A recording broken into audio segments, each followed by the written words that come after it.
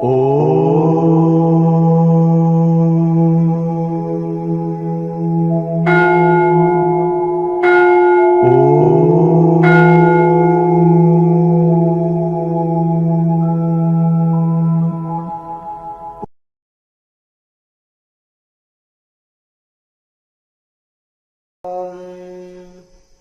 స్వరూపులైన మీ అందరి హృదయంలో ఉన్న చైతన్య రూపంలో ఉన్న పరమాత్మకి ప్రణమిలుతూ కేఎంసీ ఛానల్ ప్రేక్షకులకి నమస్కారము.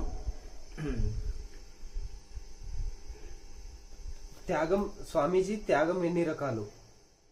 త్యాగం అనేది బహిర్త్యాగం, అంతర్త్యాగం అనేది రెండు రకాలు ఉంటుందండి. బహిర్త్యాగం అంటే సమస్తాన్ని వదిలేసి అన్ని అరణ్యానికి వెళ్ళిపోతా అని అనుకుంటారు. ఇప్పుడు అర్జునుడు కృష్ణ పరమాత్మతోటి నాకు ఇది వద్దు, ఇంకా నేను ఈ యుద్ధం చేయలేను, నాకు ఇంకా ఏది అక్కర్లేదు అని మోహవశాతం అన్ని వదిలి అడవికి వెళ్ళి భిక్షాటన చేస్తూ జీవిస్తాను అని అంటాడు. బహిర్త్యాగం చేస్తా అంటాడు. అప్పుడు కృష్ణ పరమాత్మ ఏమంటాడు అంటే, బహిర్త్యాగానికి నీకు పరిపక్వత స్థితి రాలేదు. ఆ పరిపక్వత స్థితి లేని ఇప్పుడు మామిడి కాయగా ఉన్నప్పుడు తెంపితే పుల్లగా ఉంటుంది, పండు అయితే తీపి అవుతుంది. ఆ పరిపక్వత స్థితి వచ్చినప్పుడు పండు అయినాక అదే రాలుతుంది చెట్టు నుంచి. కానీ అలాగే నీకు నీ యొక్క పరిపక్వత స్థితి రావాలి. నాటు మామిడి చెట్టు పుల్లగా ఉంటుంది కాయ, పండు అయితే తీయగా ఉంటుంది. అలాగే నీలో పరిపక్వత స్థితి లేనప్పుడు వదిలిపెడితే మళ్ళీ పట్టుకునే అవకాశాలు ఉంది. కనుక ఈ యొక్క నీకు పరిపక్వత స్థితి లేనిదే గురువు పర్మిషన్ ఇయ్యడం అనమాట. కనుక ఈ యొక్క బహిర్త్యాగం అనేది ఆ పరిపక్వత స్థితి వచ్చినప్పుడు ఇప్పుడు మనకు గాయం అయిందండి, పుండుగా అయింది, దాని మీద పక్కు కడుతుంది. అది చక్కగా మానిపోయినాక, గాయం మానిపోయినాక అదే ఊడిపోతుంది. బలవంతంగా మనం ఊడ బెరికితే అది చక్కగా రక్తం వచ్చేస్తుంది. మామిడికాయని తెంపితే పుల్లగా ఉంటుంది నాటు మామిడికాయ, పండు అయితే తీయగా ఉంటుంది. ఆ పండు అయిన తర్వాత అదే రాలిపడుతుంది. కానీ అట్లా పరిపక్వత స్థితి లేనిది మనం బహిర్త్యాగం చేసి వెళ్ళినా అక్కడ మళ్ళీ మనసులో కొన్ని విషయ వాసనలు ఉంటాయి. కాబట్టి మళ్ళీ అక్కడ కూడా మళ్ళీ ఈ సంసారం వదిలిపెట్టి వెళ్ళిన వాడు మళ్ళీ అక్కడ ఇంకో సంసారాన్ని మెయింటైన్ చేసే అవకాశాలు ఎక్కువ ఉంటాయి. కనుక ఈ విధంగా బహిర్త్యాగము కంటే కూడా ఆంతరంగిక త్యాగం చాలా గొప్పది. ఆంతరంగిక త్యాగంలో మనిషి ఈ సంసారంలో ఉద్యోగము, వ్యవసాయం, వ్యాపారం చేసుకుంటూ అన్ని బాధ్యతలు నెరవేర్చుకుంటూ కూడా నేను సన్యాసిని అనే స్థితిలో ఉండొచ్చు. కానీ బహిర్త్యాగము చేసి వెళ్ళిన వాళ్ళలో పరిపక్వత స్థితి లేకపోతే చాలా అపాయం కలుగుతుంది. కనుక బహిర్త్యాగము కంటే అంతరంగిక త్యాగం అనేది చాలా గొప్పది. ఇక బహిర్త్యాగము, అంతరంగిక త్యాగము రెండు ఎప్పుడు అంటే అవధూత స్థితిలో అది కలుగుతుంది. కనుక ఈ గృహస్థాశ్రమంలో ఉన్న వాళ్ళు, పట్టణ జీవితంలో, సమాజంలో జీవించే వాళ్ళందరూ కూడా ఈ మనసులో ఏ విషయవాసనం లేకుండా, కోరికలు లేకుండా కర్తవ్యయుతంగా అన్ని బాధ్యతలు నెరవేరుస్తూ ఇది భగవంతుడిచ్చిన అవకాశం అంటూ ముక్తికై ప్రయత్నం చేస్తుంటే ఇది చాలా ఉత్తమమైన త్యాగం. ఇది నాది, నేను ఇవన్నీ నేను చేసినాను, నాది అనుకుంటే ఇది మనిషిని బంధంలో పడేస్తుంది. నాదేది లేదు, ఇదంతా భగవంతుడు అని చేస్తే చిత్తము శుద్ధమవుతుంది నిష్కామ కర్మతోటి. ఏ బంధంలో పడము. కనుక ఇప్పుడు అన్ని వదలడం అందరికీ కష్టమవుతుంది. కానీ అన్నిట్లలో ఉండి నాదేది లేదు, ఇదంతా భగవంతుడిదే అనుకుంటే మనకు ఈ మాత్రం కూడా త్యాగం చేయలేకపోతే ఎట్లా అండి? త్యాగము ప్రతి జీవి నువ్వు ఇప్పుడు ఒక ఆయన దానం చేస్తున్నాడంట, రూపాయి దానం చేస్తుంటే నా దానకరుణుడు అండి అన్నాడంట పక్కింటి ఆయన. ఈయన ఏమండి ఆ పక్కింటి అతను పిసినారండి అని చర్చ చేస్తున్నాడు. ఆ పక్కింటి వాడే గొప్ప త్యాగి అండి అంటే ఆయన దానం చేయడు ఎట్లా గొప్ప త్యాగి అండి అంటే, యమధర్మరాజు ప్రతి జీవిని అందరినీ ఒకసారి సన్యాసం చేయిస్తాడు. మరి యమధర్మరాజు వచ్చి ఆయనని జీవిని తీసుకెళ్ళినాక మొత్తం ఒకేసారి త్యాగం చేస్తాడు కదా ఆయన. ఈయన కొంచెం దానం చేసి చిన్న త్యాగి. ఆయన అన్ని చనిపోయినప్పుడు అన్ని ఒకటేసారి త్యాగం చేస్తాడు కదా, ఆయననే గొప్ప త్యాగి అని చెప్పారంట. మరి నువ్వు సన్యాసం తీసుకున్నా తీసుకోకున్నా కానీ సర్వసంగ పరిత్యాగి అంటాడు. అంటే సమస్త సంఘాన్ని వదిలిపెట్టడం, సమస్త విషయాల్ని వదిలిపెట్టడం, సమస్త కర్మల్ని వదిలిపెట్టడం. ఇంకొకటి అన్ని బాధ్యతలు నెరవేరుస్తూ కూడా దైవార్పితంగా కర్మలు చేస్తూ కూడా ఉండే సన్యాసులు ఒకటి, కర్మల్ని అన్ని వదిలిపెట్టి అవధూతలు ఉండే సన్యాసులు ఒకటి. కర్మ సన్యాసులు, కర్మ త్యాగ సన్యాసులు అనేది రెండు రకాలు ఉంటారు. అయితే మరి యమధర్మరాజు ప్రతి జీవిని ఎప్పుడో ఒకసారి మొత్తం త్యాగం చేయిస్తున్నాడు కదా. కనుక ఇప్పుడు మనం చిన్న చిన్నగా చేసే త్యాగం కొద్దీ ప్రతి ఒక్కరికి యమధర్మరాజు సంపూర్ణ సన్యాసం ఇస్తాడు. సన్యాసం అంటే ఇక్కడ త్యాగం. మరి ప్రతి ఒక్కరికి యమధర్మరాజు సన్యాసం ఇస్తాడు అంటే త్యాగం చేయిస్తాడని అర్థం. కనుక మనం బుద్ధిపూర్వకంగా త్యాగం చేయడం ఉత్తమం. బుద్ధిపూర్వకంగా అంటే అన్ని అన్నిట్లలో ఉండి కూడా ఇది నాదేది లేదు భగవంతుడు అనుకొని చక్కగా చేస్తూ ఉంటే ఇది ఆంతరంగిక త్యాగం అంటారు. అన్ని వదిలిపెట్టి వెళ్ళి అరణ్యానికి వెళ్ళి సాధన చేసుకుంటానంటే ఇది బహిర్త్యాగం అంటారు. ఆ బహిర్త్యాగం చేసిన వాళ్ళు కూడా మనసులో కూడా ఏది స్మరించకుంటుంటే అది ఉత్తమ ఫలితం వస్తుంది. కానీ బయట అన్ని త్యాగం చేసి అరణ్యానికి వెళ్ళి కూడా మళ్ళీ స్మరిస్తూ భార్య పిల్లలు సంసారము డబ్బు ధనము ఇవన్నీ స్మరించాడనుకో అది మిథ్యాచారస ఉచ్యతే అంటారు. మిథ్యాచారము దంబాచార్యం అంటారు. దాంతో ప్రయోజనం ఏం లేదు. దానికంటే అన్నిట్లలో ఉండి బాధ్యతలు నెరవేర్చుకుంటూ కూడా నాదేదీ లేదు భగవంతుడి దాన్ని భగవంతునికి అర్పిస్తూ చేస్తే అది సన్యాసితో సమానం. అతను ఆత్మ సన్యాసి అంటారు. అతనికి అది గొప్ప ఫలితం ఇస్తుంది. కానీ అన్ని వదిలిపెట్టి మనసు ద్వారా స్మరిస్తూ ఉంటే ఫలితం పొందదు. స్వామీజీ, త్యాగం లేనిదే యోగం లేదా? స్వామీజీ, త్యాగేనైక అమృతత్వ మానుషుక అంటారు. త్యాగం లేనిది యోగం లేదండి. మనము కొంత సమయాన్ని త్యాగం చేస్తామనుకో అప్పుడు ధ్యాన యోగానికి సమయం ఉంటుంది. మనం ధ్యాన యోగంలో చక్కగా బ్రహ్మజ్ఞానం పొంది ముక్తాత్మలం అవుతాం. కొంత సమయాన్ని కేటాయిస్తే మనము సమయాన్ని త్యాగం చేయగలిగితే, చదువు కోసం త్యాగం చేయగలిగితే చదువులో ఉన్నత శిఖరాలు అందుకుంటాం. కొంత సమయాన్ని వ్యాపారం కోసం త్యాగం చేస్తే ఆ వ్యాపారంలో ఉన్నత శిఖరాలు అందుకుంటాం. కొంత సమయాన్ని ధ్యానం కోసం త్యాగం చేస్తే ధ్యానంలో ఉన్నత శిఖరాలు అందుకొని బ్రహ్మజ్ఞానం పొంది ముక్తాత్మలం అవుతాం. కనుక ఏదైనా సరే మనం మనలో విషయ వాసనలు త్యాగం చేస్తే అంతకంటే గొప్ప బ్రహ్మానంద స్థితి మనం అందుకొనగలుగుతాం. అలాగే చిన్న త్యాగం చేస్తే గొప్ప లాభం పొందుతాం. కొన్ని చూడండి, గొప్ప లాభం కోసం చిన్న లాభాన్ని వదులుకుంటాం. అలాగే ఈ గొప్ప లాభం బ్రహ్మానందం అనే లాభాన్ని, మోక్షం అనే లాభం కోసము ఈ చిన్న చిన్న త్యాగాలు మనం చేయాలి. ఇంద్రియాలతోటి విషయ భోగాలు అనుభవిస్తాం. శబ్ద స్పర్శ రూప రసగంధాలు ఇవన్నీ కూడా తినడం, వినడం, కనడం, చూడడం ఇవన్నీ. అలాగే వీటిపైన ఆసక్తి వదలాలి. ఇవి చేయొద్దని ఏ శాస్త్రం చెప్తలేదు. వీటి మీద ఆధిపత్యం ఉండాలి. వీటిని లిమిట్గా ఉండాలి. మితి మీరకుండా జీవనోపాధికే ఆ ఇంద్రియాలని వాడుకుంటూ ఆ ఇంద్రియాలను ఆధీనంలో పెట్టుకొని అరిషట్ వర్గాలని కామక్రోధ లోభ మోహ మద మాత్సర్యాలని ఆధీనంలో పెట్టుకొని వాటికి బానిస కాకుండా వాటిని త్యాగం చేసి చక్కగా మనము యోగంలో కూర్చుంటే అప్పుడు మనం ముక్తాత్మలం అవుతాం. కనుక ఆ త్యాగం లేని యోగం లభించదు. ఓటి వదులుకొని ఓటి లభించదు అనేది పూర్వం నుంచి ఉన్న పద్ధతి. స్వామీజీ, బహిర్త్యాగం అంతర్త్యాగంలో ఏది శ్రేష్టం? బహిర్త్యాగములో ఇప్పుడు మనం ఈ ప్రపంచంలో గృహస్థాశ్రమంలో ఎక్కువ ఉంటారు. వాళ్ళకు బహిర్త్యాగం సాధ్యం కాదు. అన్ని వదిలిపెట్టి అరణ్యానికి వెళ్తుంటే కుదరదు కదా. ఉద్యోగ, వ్యవసాయ, వ్యాపారాలు, ఫ్యామిలీ, సంసారం ఇవన్నీ ఉంటాయి కదా. మరి అన్ని వదిలిపెట్టిపోతుంటే కుదరదు కదా. వాళ్ళ అంతరంగిక త్యాగము ఇది నాదేది కాదు భగవంతుడేది ఇదంతా అని అన్నిట్లలో ఉండి ఇది నాదేది లేదు అని అనుకొని ఇది భగవంతుడిది అనుకొని సర్వ కర్మల ఫలితాలని, కర్మల్ని విడవరాదు, కర్మ ఫలితాలను విడవాలి.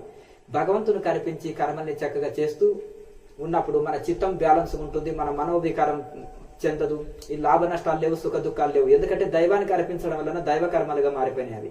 కనుక ఈ యొక్క అన్నిట్లలో ఉండి కర్మని విడవరాదు, కర్మ ఫలితాన్ని విడవాలి. కర్మ ఫలితాన్ని దైవార్పితంగా మనం అర్పించి చేసినట్టయితే చిత్తం బ్యాలెన్స్ గా ఉంటుంది. దీన్ని అంతరంగిక త్యాగం అంటారు. దీంతో మనసు ప్రసన్నంగా ఉంటుంది, మనోవికారం జరగదు. చక్కగా మనం శాంతిగా సుఖంగా జీవించుటకు ఇది ఉపయోగపడుతుంది. అందుకని దీన్ని నిష్కామ కర్మయోగం అని భగవద్గీతలోనే చెప్పారు. ఫలితం దైవార్పితంగా చేస్తే మన చిత్తము బ్యాలెన్స్డ్ గా ఉంటుంది, చిత్తము శుద్ధమైతుంటుంది. మనలో లాభ నష్టాలు సుఖ దుఃఖాలు బాధించవు. నాది అనుకుంటేనే సుఖ దుఃఖాలు బాధిస్తాయి. నాది కాదు అని దైవాన్ని చక్కగా చేయాలి, శుద్ధంగా చేయాలి, మంచిగా చేయాలి.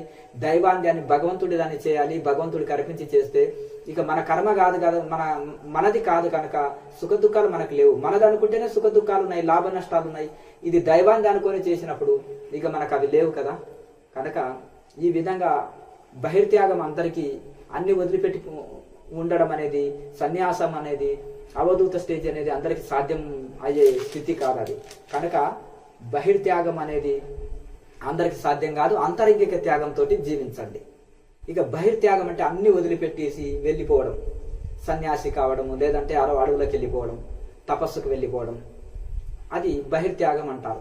ఆ బహిర్త్యాగం చేసి కూడా మనసు ద్వారా స్మరించడం అనుకో ఇవన్నీ, దాంతో లాభం లేదు, మిథ్యాచారం అంటారు. అయితే ఇవన్నీ కూడా మనము ఇవన్నీ ఈ యొక్క బహిర్త్యాగం కంటే అంతరంగిక త్యాగం అనేది చాలా గొప్పది. అన్నిట్లలో ఉండి కూడా మనము ఈ దైవ కృపని పొందవచ్చు. స్వామీజీ, ఒకరు ఆదేశిస్తే చేసే త్యాగం శ్రేష్టమా, స్వబుద్ధితో చేసే త్యాగం శ్రేష్టమా? అంటే ఒకరు ఆదేశించి చేపించేది అది అంటే అది తమో గుణం అనమాట. ఒకరు ఆదేశిస్తే చేసే త్యాగము అది తమో గుణ లక్షణం అంటారు. స్వబుద్ధితోటి చేసే త్యాగాన్ని సత్వగుణం అంటారు. కనుక స్వబుద్ధితోటి చేసే త్యాగం అనేది చాలా ఉత్తమమైంది. మొదలు తమో గుణం నుంచి రజోగుణం, రజోగుణం నుంచి సత్వగుణం, సత్వగుణం నుంచి గుణాతీతంలోకి ఒక్కొక్క మెట్టుగా సాధకుడు ముందుకు వెళ్తుంటాడు. ఈ వేదంలో కర్మకాండాలు కూడా 3 గుణాల గురించే చెప్తాయి. నిస్త్రయ గుణ్యో భవార్జున, నువ్వు 3 గుణాలని దాటుకోవాలి అర్జున. ఇక్కడ ఇవన్నీ కూడా దాటుకొని వెళ్ళిపోతుండాలన్నమాట. మనం తమో గుణంలో ఉన్నప్పుడు ఇతరుల ఆదేశాలని వింటూ ఇతరులు ఆదేశిస్తేనే చేస్తాం. రజో గుణంలో ఉన్నప్పుడు కొంచెము మనము కర్మలయందు ఆసక్తి కలిగి మనము పేరు ప్రతిష్టల కోసమే చేస్తాము. సత్వగుణంలో ఉన్నప్పుడు మనము సందర్భాన్ని చూసి, పరిస్థితిని చూసి మనము ఆ యొక్క కార్యాలు చేస్తాం. అచ్చా, స్వబుద్ధితోటి, వివేక బుద్ధితోటి చక్కటి ఏది చేయాలి, ఏది చేయొద్దు అనేది, ఏది బంధాన్ని ఇస్తుంది, ఏది ముక్తిని ఇస్తుంది అనేది వివేచనతోటి చేయగలుగుతాం. కనుక ఈ 3 గుణాలని కూడా ఇంకా సాధన చేయగా 3 గుణాలని కూడా దాటుకునే స్థితి మనకు కలుగుతుంది. కనుక ఈ విధంగా స్వబుద్ధితోటి చేసేది సత్వగుణం త్యాగం కనుక అది ఉత్తమమైంది. స్వామీజీ, గురువులను ఎలా వెళ్ళి కలవాలి స్వామీజీ? అయితే గురువుల దగ్గరికి వెళ్ళాలనంటే తద్విద్ది ప్రణిపాతేన పరిప్రశ్నేన సేవయ ఉపదేశంతి తే జ్ఞానం జ్ఞానిన తత్వదర్శిన అని భగవద్గీతలో చెప్పినట్టుగా గురువుల దగ్గరికి మనము ఎంతో ప్రసన్నంగా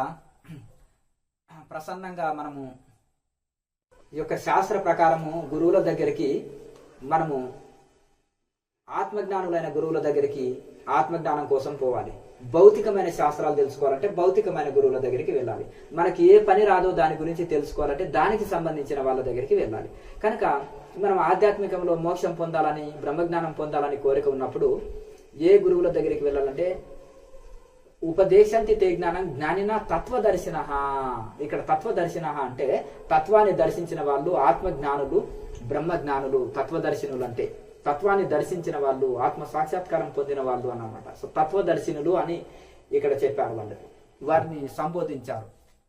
కనుక తత్వదర్శనుల దగ్గరికి మనము మనలో కొంత త్యాగాన్ని, గురువులు మన నుంచి ఏం ఆశించరు, కానీ శాస్త్రం ఏం చెప్తుందంటే కొంత త్యాగాన్ని మనము శిష్యుడిలో కొంత త్యాగాన్ని అలవాటు అవట కోసము గురువుల దగ్గరికి ఏదో కొంచెం పండ్లో పూలో లేకపోతే సమిధలో అంటే ఎందుకంటే పూర్వకాలంలో హోమం చేసి దీక్ష ఇచ్చేవాళ్ళు కనుక సమిధలో ఒట్టి చేతులతో వెళ్ళొద్దని ఒక ఆనవాయితీ ఉంది. అప్పుడు శిష్యుడి త్యాగానికి అక్కడ ప్రతీక తెలుస్తుంది. అప్పుడు ఈ యొక్క తద్విద్ది ప్రణిపాతేన పరిప్రశ్నేన సేవయ అంటే ఆ యొక్క గురువు ప్రసన్నంగా ఉన్నప్పుడు, శాంత స్థితిలో ఉన్నప్పుడు మనము ఆదేశించొద్దు, ఆజ్ఞ వేయకుండా దీనంగా వేడుకుంటూ పరిప్రశ్న సమయం సందర్భాన్ని చూసి మంచిగా సందర్భానుకూలంగా వారిని ఈ యొక్క ఆత్మజ్ఞానము తెలుసుకున్న కోసము, ఉపదేశం పొందుట కోసము ఆ పరిప్రశ్న వేసి తెలుసుకోవాలన్నమాట. అప్పుడు ఆ గురువు ఎంతో ప్రసన్నత చెంది మనకు ఈ యొక్క ఆధ్యాత్మిక మార్గంలో మోక్ష సాధనలే మనకు ఉపదేశం చేసి మన జీవితాన్ని ధన్యం చేస్తారు, మనను ఆధ్యాత్మిక మార్గంలో నడిపించగలుగుతాడు. ఎవరి దగ్గరికి వెళ్ళాలి? తత్వదర్శన అన్నాడు. తత్వదర్శనులైన దగ్గరికే వెళ్ళాలి, సామాన్యుల దగ్గరికి కాదు. ఇప్పుడు 1వ తరగతి గురువు ఉంటాడు, 10వ తరగతి గురువు ఉంటాడు, పీజీ పిహెచ్డి చదివిన గురువు ఉంటాడు. ఆధ్యాత్మికంలో ఒకే భగవద్గీత ఉపన్యాసాలు చెప్పేటోళ్ళు ఉంటారు, లేదంటే ప్రవచనాలు ఇచ్చేటోళ్ళు ఉంటారు, లేకపోతే వారం రోజులు శిక్షణ తీసుకున్న గురువులు ఉంటారు. అందులో పూర్ణుల దగ్గరికి వెళ్ళాలంటున్నారు. ఆత్మజ్ఞానం పొందిన పూర్ణ జ్ఞానులు అయితేనే మనల్ని తరింపజేస్తారు, సగం తెలిసిన వాళ్ళ దగ్గరికి కాదు. కనుక ఆ యొక్క అపూర్ణుల దగ్గరికి వెళ్ళి మనం అపూర్ణత్వం పొందాలి. స్వామీజీ, అన్ని వదిలితేనే మోక్షం కలుగునా స్వామీజీ? అయితే బహిర్త్యాగం కాదండి, అంతర్త్యాగం చాలా గొప్పది. అన్ని వదిలితే అంటే ఇప్పుడు కోరికలు విడవాలండి. వైరాగ్యం ఉండాలి. ఇప్పుడు ఆ రాయి ఏమి కోరికలు లేవు, అది ఎవరిని డబ్బులు అడగదు, ఎవరిని కోరికలు అడగదు. ఆ రాయి, చెట్టు, పుట్ట ఇవన్నీ ఉన్నాయి కదండి. అంత మాత్రాన అవి ఏవి అడిగంత అది సరిపోదు. అయితే వైరాగ్యంలో ఉన్నప్పుడు ఏంటిదంటే ఏది ఇష్టం ఉండదు. ఈ ప్రపంచంలో భౌతికమైన దాని మీద ఏది ఇష్టం ఉండదు. అంతటితో సరిపోదు. మనం ఒక రాయి, చెట్టు, పుట్టలాకనే ఏ కోరిక లేకపోవడం మంచిది. ఇనుము కాగినప్పుడే సమట దెబ్బ కొడితే వస్తువు అవుతుంది. అలాగే వైరాగ్యం ఉన్నప్పుడే సాధన చక్కగా కుదిరి మనసు ఇటట్టు పరిగెత్తకుండా తొందరగా ఆత్మజ్ఞానం పొందుతాం. అప్పుడు అయితే కేవలం వైరాగ్యం ఉండి సాధన చేయకపోతే కూడా లాభం లేదు. కొంతమంది వైరాగ్యంతో ఏ సాధన చేయకుండా భిక్షటన చేస్తూ తిరుగుతుంటారు. మేము డబ్బులు తాకం, మేము ఇది లేదు, అన్ని త్యాగం చేసినాము ఊటాట అంటారు, హంగామా చేస్తుంటారు. దాంతో లాభం లేదు. నేను త్యాగినని బయటకు కూడా చెప్పడం నిజమైన వైరాగ్యపరుడు. అది బయటకు చెప్పుకోవడానికి కూడా లేదు. ఇంకా అది నువ్వు త్యాగం చేయలేదని, నేను సన్యాసిని, నేను బ్రహ్మచారిని, నేను త్యాగిని, నేను డబ్బులు తాగను, నేను అన్నం తినను, ఇవన్నీ బయటికి చెప్పుకునేది ఏంటంటే ఇంకా నీలో త్యాగం రాలే, రజోగుణం ఉంది, బయటికి చెప్తున్నామని అర్థం. కనుక ఇది ఈ వైరాగ్యం చిహ్నం ఏంటిదంటే దేని మీద కోరిక ఉండదు. అప్పుడు సాధన చేస్తే తొందరగా తరిస్తాం. కనుక వైరాగ్యము కలిగి ఉండాలి. దేని మీద మనకు కోరికలు ఉండొద్దు. వంతుకొచ్చిన కర్మలు చేయాలి, చక్కగా సాధన చేయాలి. సాధన అనేది చాలా ముఖ్యం. వైరాగ్యము సాధన అనేది చాలా ముఖ్యం అండి. వైరాగ్యం అంటే అన్ని వదిలి అరణ్యానికి వెళ్ళడం కాదు. ఇక్కడ ఉండి కూడా దేని మీద ఆశ లేకుండా, దేని మీద కోరిక లేకుండా వంతుకొచ్చిన కర్మలు చేసుకుంటూ దేని మీద కోరికలు లేకుండా కోరికలు తగ్గించుకొని సాధన చేయడం అనేది ఉత్తమం. ఇక త్యాగం అంటే మనసులో ఏ కోరికలు లేకుండా అరిషడ్ వర్గాలను వదిలిపెట్టడమే త్యాగము. మనసులో కోరికల్ని వదిలిపెట్టడమే త్యాగము. అన్నిట్లలో మితంగా ఉన్నదాంతో అడ్జస్ట్ అయిపోయి ఉన్నదాంతో తృప్తిపడి సాదాసీదగా జీవిస్తూ వైరాగ్యం కలిగి సాధన చేయడమే ఇదే గొప్ప స్థితి. ఇక త్యాగం అంటే అన్ని వదిలిపెట్టిపోవడం అని ఒక అర్థం ఉంటుంది. అది అందరికీ సాధ్యం కాదు. అన్ని వదిలిపెట్టిపోయి కూడా మనసులో స్మరిస్తుంటాం అనుకోండి, దాంతో లాభం లేదు. స్వామీజీ, అన్నిట్లో ఉండి ముక్తి పొందవచ్చునా? పొందొచ్చు, తప్పకుండా. కుమ్మరి పురుగు బురదలనే ఉండి బురదలు అంటదు. తాబేలు లాగా సంయమం కలిగి ఉండాలి. కూర్మో అంగాని సర్వశః. తాబేలు ఏం చేస్తుంది? తనకి అవయవాలకు పని ఉన్నప్పుడు నడుస్తుంది, అవయవాలకు పని లేనప్పుడు తన కాళ్ళు, చేతులు, ముక్కు, నాలుక, తల అన్నిటిని లోనికి లాక్కొని తన డిప్పలో ఉంచుకుంటుంది. అలాగే యోగి కూడా కర్మలు చేసేటప్పుడు అన్ని ఇంద్రియాలతో వాటి పని చేస్తాడు. వాటికి ఏ పని లేనప్పుడు వాటిని అంతర్ముఖం చేసుకొని ధ్యాన యోగంలో ఉంటాడు. అది సంయమం అంటారు. ఆ విధంగా మనం తాబేలు వలె సంయమం చేయాలి. మనము అనవసరంగా మాట్లాడొద్దు, అనవసరంగా తిరగొద్దు, అనవసరంగా ఏది చేయొద్దు. అవసరం ఉంటేనే ఆ పనులు చేసుకోవాలి. దీన్నే సంయమ వ్రతం అంటారు. అలా ఈ సంయమ వ్రతంతో మనము దీంతో మనకు చాలా ఎనర్జీ వేస్ట్ కాదనమాట. కనుక ఇదే చాలా ఈ పద్ధతిని అనుసరించి మనము ఈ సాధన చేసుకున్నట్టయితే తొందరగా తరిస్తాం. స్వామీజీ, ఆధ్యాత్మికంలో ఏది శాస్త్రీయం, ఎక్కడ శిక్షణ పొందితే సంస్కారాలు వస్తాయి? అయితే ఈ సంస్కారం అనేది ఎటువంటిదంటే సాంగత్యం అండి. కొంతమంది అంటారు, అది మేము శుద్ధమైన బ్రాహ్మణులం అండి, మా అబ్బాయి 10th వరకు మంచిగానే ఉన్నాడు, కాలేజీకి పోయినప్పటి సంది సాంగత్య దోషంతో చెడిపోయాడండి అంటారు. అలాగే ఒక చిన్న బాబుని తీసుకొని వెళ్ళి అమెరికా దేశాల్లో వేసేస్తే వాడికి అవే సంస్కారాలు వస్తాయి. ఒక చిన్న బాబుని తీసుకొని వెళ్ళి సౌదీ, దుబాయ్, అరేబియా ఆ ఏరియాలో మనం వేసినాం అనుకోండి, వాళ్ళ యొక్క ఇస్లాం యొక్క సాంప్రదాయాలలో పెరిగి ఇంకా అక్కడి ఉండే కల్చర్ వస్తుంది. ఇక యుఎస్లో పడేస్తే ఆ క్రిస్టియానిటీ సంస్కారాలు కానీ, అక్కడి భోజన విధానం కానీ, అక్కడి మాట, అక్కడ ఆ సంస్కృతి ప్రకారం సంస్కారం వస్తుంది. అలాగే అదే చిన్న బాబుని తీసుకొని వెళ్ళి ఇంకొక చిన్న బాబుని తీసుకొని వెళ్ళి ఒక వేద పాఠశాలలో మంచి సదాచారమైన బ్రాహ్మణుల కుటుంబంలో మనము ఉంచేసి వచ్చామనుకోండి, అతను 10-12 సంవత్సరాల తర్వాత వచ్చిన తర్వాత చక్కగా మంచి సంస్కృతి, అతను మంచి ఒక వేద పండితుడు, ఒక బ్రహ్మజ్ఞాని, ఒక మంచి సదాచారమైన బ్రాహ్మణుడి లాగా వస్తాడు. కానీ మరి ఈ ముగ్గురు ఒకే చోట చేస్తే ఒకరికేమో నాన్ వెజ్ ఇష్టము, ఒకరికేమో భౌతిక సుఖాలు ఉంటుంది, ఒకరికేమో నాన్ వెజ్ అంటే కడుపులో తిప్పుతుంటుంది, వాంతికి వస్తుంది. ఈ సదాచారం చాచా అపచారం అని ముక్కు పట్టుకుంటాడు, చాలా చక్కగా సదాచారంలో ఉంటాడు. అంటే మనము పెరిగిన కల్చర్లో మన ఒక భావనలో మనము దాంట్లో ఉంటుంది. ఇక ఆధ్యాత్మిక శిక్షణలు కూడా, గురువులు కూడా, సంస్థలు కూడా వేరు వేరుగా ఉంటాయి. తాంత్రిక వాళ్ళ దగ్గరికి వెళ్ళాం అనుకో మధుమాంసాలకు అభ్యాసమై భోగులు అయిపోతారు తాంత్రిక గురువుల దగ్గరికి వెళ్తే. ఇంకా మంచి ఒక సదాచారమైన గురువు దగ్గరికి వెళ్తే యోగాభ్యాసము ధ్యానాభ్యాసం ఇది నేర్పిస్తాడు. ఇంకొక గురువు దగ్గరికి పోయినాం అనుకోండి, ఆయన నిద్రపోతాడు అనుకో ధ్యానంలో, ఆయన నిద్రనే మనకు శిక్షణ ఇస్తాడు. కళ వస్తే ఆస్ట్రల్ ట్రావెలింగ్ అనుకోండి, అదే బోధిస్తాడు. ఆ శాస్త్రీయత లేని పుస్తకాలు బాగా చదవమంటాడు అనుకోండి, ఆ శాస్త్రీయత లేని పుస్తకాలు చదివిన తర్వాత అది ఒక శాస్త్రం ఉపనిషత్తు ప్రకారంగా ఉండవు. అప్పుడు వాళ్ళు ఏమనుకుంటారంటే ఆ పుస్తకాలు చదివి ఒక లూజ్ మైండ్ లాగా మారిపోయి వాళ్ళదంతా ఒక మెంటల్ బ్యాచ్ లాగా తయారైపోతుంది. ఆ బ్యాచ్కే నచ్చుతుంది తప్ప ఇతరులకు నచ్చదు. ఇప్పుడు నాన్ వెజ్ తినేటోళ్ళకి నాన్ వెజ్ నచ్చుతుంది, శాకాహారులకు శాకాహారం నచ్చుతుంది. నిద్రలో ధ్యానం పోయి ఏదేదో గాలి మాటలు మాట్లాడేటోళ్ళు ఆ గాలి మాటలకే నచ్చుతారు. వేరే సొసైటీలు వేరే సంస్థలు ఈ యొక్క శాస్త్రీయంగా ఉపనిషత్తు ప్రకారం సాధన చేసేటోళ్లకు వాళ్ళకి ఎందుకు కుదురుతలేదంటే అవి శాస్త్రీయత లేని పుస్తకాలు, శాస్త్రీయత లేని ధ్యాన పద్ధతులు, శాస్త్రీయత లేని పద్ధతులు కనుక. అది శాస్త్రీయ ప్రకారంగా ఉన్నప్పుడు మనిషి ఆరోగ్యము శాంతి ఇది ఉంటాడు. స్వయం శాస్త్ర ప్రకారం అనుభవాలు ఉంటాయి, ఒక శాస్త్రీయత ఉంటుంది కనుక ఏ సంఘంలో పోతే ఆ సంస్కారాలు వస్తాయని కబీర్ దాస్ అంటాడు. ఈ ఆధ్యాత్మిక సంస్థల్లో కూడా ఒక మంచి సదాచారము కలిగిన సంస్థ, ఉపనిషత్తు ప్రకారంగా జీవనం ఉండాలి. కృష్ణ పరమాత్మనే ఉపనిషత్తు సారం అన్నాడు, పతంజలి మహర్షి ఉపనిషత్తు సారం అన్నాడు, సమస్త 72 గీతలు కూడా ఉపనిషత్తు సారం. ఉపనిషత్తు ఋషుల కంటే గొప్ప ఋషులు ఏదైనా చెప్తే విందాం, కానీ అట్లా ఆ శాస్త్ర ప్రమాణంగా ఉండే సంస్థలనే మనం చేరాలి. ఆ ఋషి పరంపరలో ఆ గురు పరంపరలో ఆ గురువులు చేసిన సాధనల్ని మనం చేయాలి. ఆ ఋషులు ఆ సాధన చేసి తరించారు, మనం కూడా అదే చేసి తరించాలి. కొంతమంది ఏమంటారంటే ఈ యొక్క గొప్ప నెంబర్ 1 మామిడి పళ్ళని తీసుకొస్తారనుకో, పుల్లటి మామిడి పళ్ళు అమ్మారనుకోండి, కానీ ఆ చెప్పేదేమో ఋషి పేరు చెప్పి మళ్ళీ దాన్ని కల్తీ చేసి దాన్ని వేరుగా ఇది చేస్తారు. ఇప్పుడు ఐఫోన్ అని తీసుకొచ్చి పెట్టారండి, దాని మీద ఐఫోన్ అనే రాసి ఉంటుంది, కానీ అది చైనా పీస్ ఉంటుంది. ఇప్పుడు ఓ ఋషి పేరు చెప్పినామనుకో, ఆ ఋషి చెప్పిన సాధనే చెప్పాలి. ఒక ఋషి పరంపర అన్నప్పుడు ఆ ఋషి సాధనలే ఉండాలి, కానీ దాన్ని కలగాపులగం ఇందులో కలిపి అందులో కలిపి దాన్ని కలిపి చేయడానికి ఇది లేదు. కనుక మనం ఈ ఆధ్యాత్మిక మార్గంలో కూడా ఒక శాస్త్రీయ పద్ధతిలో నేర్చుకుంటే శాస్త్రీయ పద్ధతులు అలవాడతాయి. శాస్త్రీయంగానే మాట్లాడతాము, శాస్త్రీయంగానే సాధన చేస్తాము, శాస్త్రీయంగా తరిస్తాం. కనుక ఎక్కడ శిక్షణ తీసుకుంటే ఆ గుణాలు వస్తాయి, అదే మాటలు మాట్లాడతాం, అదే అనుభవాలు వస్తాయి. కనుక మనము శిక్షణ తీసుకునేది బ్రహ్మజ్ఞానుల దగ్గరన అజ్ఞానుల దగ్గరన అనేది మనం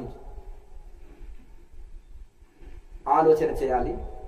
భగవంతుడు వివేకాన్ని ఇచ్చాడు కనుక ఇది ఋషి పరంపరగా ఉందా, ఇది శాస్త్రీయ పద్ధతిలో ఉందా, ఉపనిషత్తు సారంగా ఉందా, ఇది కరెక్ట్ పద్ధతేనా అని మనము చూసి ఈ ఆలోచన చేసుకొని మనం అందులో చేరి దాని ప్రకారం శిక్షణ తీసుకోవాలి. మన సైన్స్ ఇష్టం అంటే సైన్స్ గురువు దగ్గరికి వెళ్ళాలి, మ్యాథ్స్ ఇష్టం అంటే మ్యాథ్స్ గురువు దగ్గరికి వెళ్ళాలి. కాబట్టి మనకు యోగం ధ్యానం మోక్షం కావాలని కోరుకుంటే యోగం ధ్యానంతో కూడుకున్నది, వేదాంత విచారణ కావాలి, యోగాభ్యాసం కావాలి, ధ్యానాభ్యాసం కావాలి. ఈ 3 కలిపి చెప్పినప్పుడే మనకు ఆత్మజ్ఞానం కలుగుతుంది, ఇంద్రియాలు నిశ్చలమవుతాయి, అరిషడ్ వర్గాలు కాలిపోతాయి, మనసు నిశ్చలమవుతుంది, మనోశాంతి కలుగుతుంది, అప్పుడే మనము మనోలయం జరుగుతుంటుంది, అప్పుడే మనకు బ్రహ్మజ్ఞానం కలుగుతుంది. తద్వారా మనకు మోక్షం పొందగలుగుతాం, ముక్తాత్మలం కాగలుగుతాం. ఈ శరీరంతో ఇప్పుడు ఇక్కడే ఉండి కూడా మనం ముక్తావస్థలో ఉంటాం, అన్ని బంధనాల నుంచి విడబడి ఉంటాం. అన్నిట్లో ఉండి కూడా అంటున్నట్టుగా కుమ్మరిపురు బురదలో ఉండి బురదను అంటున్నట్టుగా మనం సమస్త వ్యవహారాలు చేస్తూ కూడా దానికి అంటున్నట్టుగా బ్రహ్మజ్ఞానంలో ఉంటాం. కనుక మనం అనుసరించే సాధన ఏంటిది, అనుసరించే పరంపర ఏంటిది, అనుసరించే ఇవన్నీ దాన్ని చూసి మనము వెళ్ళాలి. ఏ సంఘంలో పోతే ఆ గుణాలు వస్తాయి, ఏ సంఘంలో ఏ ఉపన్యాసాలు వింటుంటే దానికి అనుకూలమైన మనకు భావనలు వస్తాయి, ఆ భావనలు మన మీద ప్రభావం పడతాయి. ఏ పుస్తకాలు చదివితే ఆ ప్రభావం మన మీద పడుతుంది, ఏ సాధన చేస్తే ఆ ప్రభావం మన మీద పడుతుంది, అదే దానికి సంబంధించిన అనుభవాలు వస్తాయి. కనుక ఒక శాస్త్రీయ పద్ధతిలో మనం వెళ్ళాలి. లోకా సమస్త సుఖినో భవంతు.